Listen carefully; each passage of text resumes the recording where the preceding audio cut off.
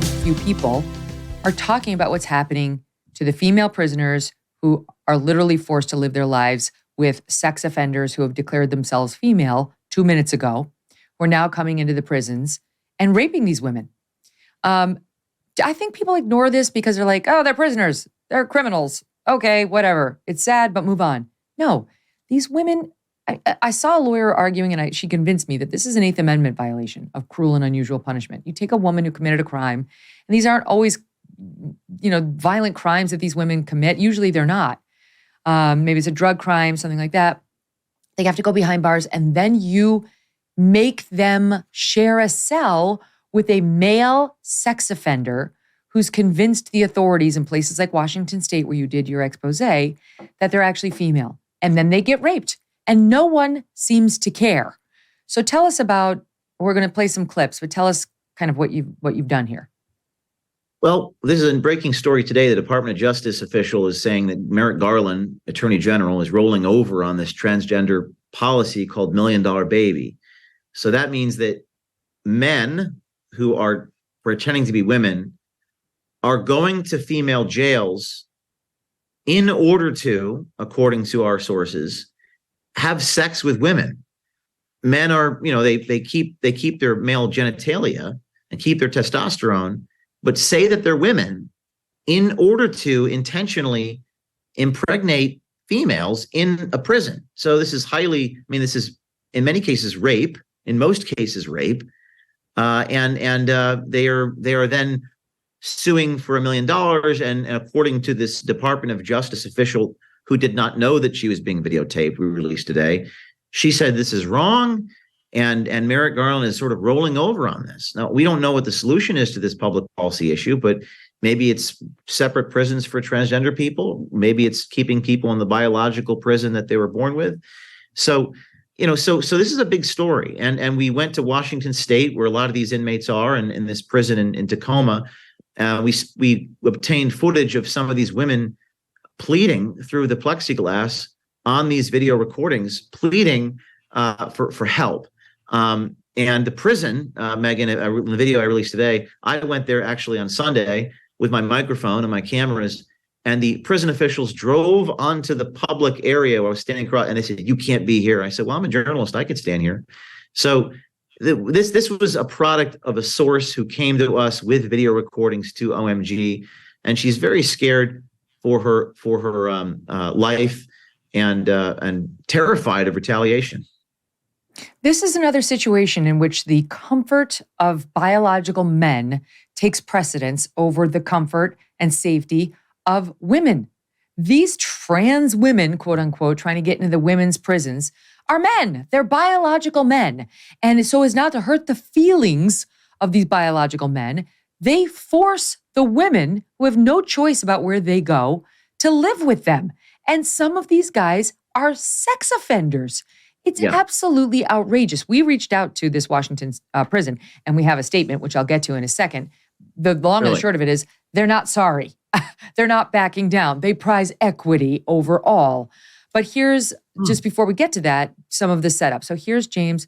This is one of the women, an actual woman in the Washington prison. Now, we've disguised, well, not we, but James has disguised the voices to protect their privacy. Can you imagine the shitstorm that could be created for them if they're on camera there?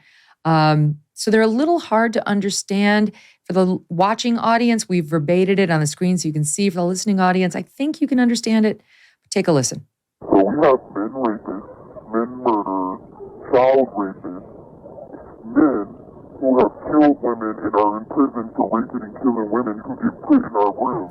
Imagine coming to your room one day and you're in close custody and you turn around and there's a man standing up peeing in the toilet. Some of these men know that they're men. They're not trying to be a woman. They just say that to come here, to have sex with women during their prison sentence. I've heard some of these men talk about how they would want to get a girl pregnant so that the girl could form a lawsuit against WCCW and say that he raped her and he's willing to go along with it. All right, and just for the listening audience just who didn't get it, this is two different inmates, but the first one's saying we have men rapists, men murderers, child rapists, men who have killed women, and who have killed women and are in prison for raping and killing women who get put in our rooms. And goes on to say some of these men know they're men. They're not trying to be a woman. They just say that to come here and have sex with women during their prison sentences. And the last bit was some of these men talk about how they'd want to get a girl pregnant so the girl could file a lawsuit against the prison and say she was raped. And the guy, too, is willing to go along with it so that they can get a payout. And that is sort of where you're reporting advanced to, James, where you sat with an official at the federal DOJ, a woman. Her name is Linda Noel, a school psychologist in the education branch of the DOJ. And is she, I'm going to play this clip, but is she qualified to be opining on what policy is when it comes to the prisons in Merrick Garland? I don't understand school psychologists knowing about that. Yeah, we believe so. I mean, she's an official with the federal Department of Justice, and this state prison. These inmates are transferred from all over the country, and we believe that the federal government is involved and the Department of Justice is involved because these lawsuits are federal. They're filing federal lawsuits, and they're getting what this so-called $1 million settlements because they're impregnated. So there needs to be a fix here. But in her words, Merrick Garland, the Attorney General, is rolling over. There's no backbone. And we believe that the public has a right to know what this federal official who's involved in the prison system has to say about it. All right, and here's a bit of that. You'll hear her speaking with one of James's reporters, and I believe at one point here you'll hear interspersed a clip of a prisoner with a disguised voice. Listen. A man, right, is in on it where he's trying to basically get part of a lawsuit that's going on, because the output is money. They all want money. Yeah, how does it actually work though? It's like the woman basically is raped or says she's raped, whether it's consensual or not. Who knows? They both play the victim card.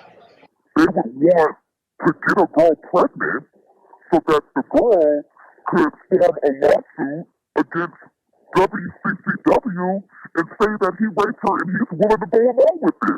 So the slang word that they're calling it is $1 million baby. And then they go through ACLU, and the ACLU sues the DOJ.